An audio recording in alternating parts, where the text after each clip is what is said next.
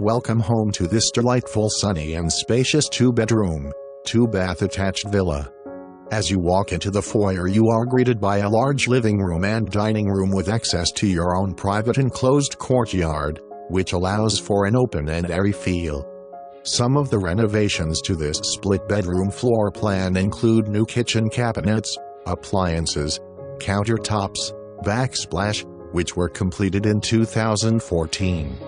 New tile floors completed in 2012, and an updated master bathroom in 2017. The oversized master bedroom en suite has a large walk-in closet with newly laminated wood floors as of January 2019. The Courtyard of Cape Coral is like a resort-style community and closed to shops, restaurants, Cape Coral Hospital and much more.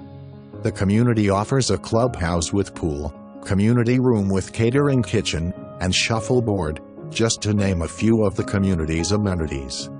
This unit is in walking distance to the pool and clubhouse. Additional value to this unit includes an eat-in kitchen, utility room with washer and dryer, and a large gas